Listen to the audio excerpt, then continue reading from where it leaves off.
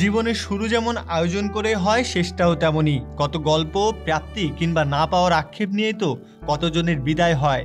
শেষটাতে সবাই চায় বিদায়বেলা স্মরণীয় করে রাখতে, তবে চাইলেই কি সব পাওয়া যায়?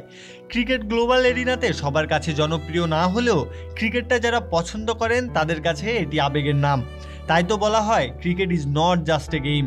আর এই ক্রিকেটটা যারা খেলেন ভক্তদের কাছে তারা কেউ কেউ নায়ক, কেউ কেউ আবার মহানায়ক।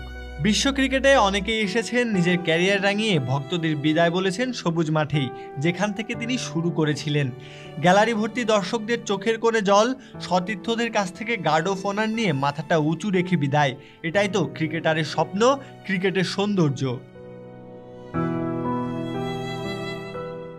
প্রচলিত ক্রিকেট সংস্কৃতিতে আমাদের দেশের রথী মহারথীরা অগোচরে চলে গেছেন। বিদায় বলার জন্য বেছে নিয়েছেন সোশ্যাল মিডিয়ার একটা পোস্ট। মাশরাফি, তামিম, সাকিব, মুশফিক, রিয়াদ, বাংলাদেশের ক্রিকেট আঙিনায় এদের নাম তো স্মরণীয় হয়ে আছে এবং থাকবেও। তবে এদের করুণ বিদায় মেনে নেওয়াটা বড় দায়। তাই তো প্রশ্ন, কেন তারা পারেন না শেষটা মাঠ থেকে করতে? উত্তরটা দেশের ক্রিকেটের অপসংস্কৃতি, সেই সাথে প্লেয়ারদের ব্যর্থতা, সময়মতো বিদায় না বলা। আরও বড় কারণ সোশ্যাল মিডিয়া। আমাদের দেশের ক্রিকেটাররা প্রভাবিত হন এই সোশ্যাল মিডিয়ার আলোচনা সমালোচনা দ্বারা, যেন তাদের শেষটা নির্ধারণ করবে নেটিজেনরাই। যুগে যুগে যত আইকনিক ক্রিকেটার এসেছেন বিশ্বমঞ্চে, তারা বিদায় বলেছেন নিজেদের প্রাইম টাইমে।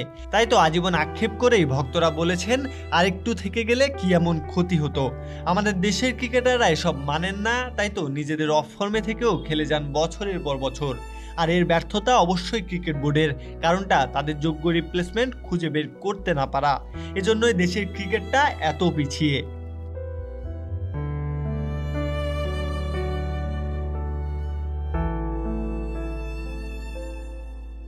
দেশের ক্রিকেট ইতিহাসে একমাত্র আনুষ্ঠানিকভাবে মাঠ থেকে বিদায় বলেছেন হাবিবুল বাশার, আর কারো সে সৌভাগ্য হয়ে ওঠেনি।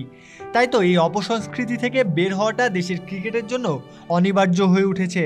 আর যেসব ক্রিকেটার এত বছর সার্ভিস দিয়েছেন দলকে, তাদের উচিত সবুজ মাঠেই বিদায় বলা, ভক্তদেরও বিদায় জানানোর সুযোগ করে দেওয়া। প্রত্যয় কাব্য, বিডি আর্কাইভ।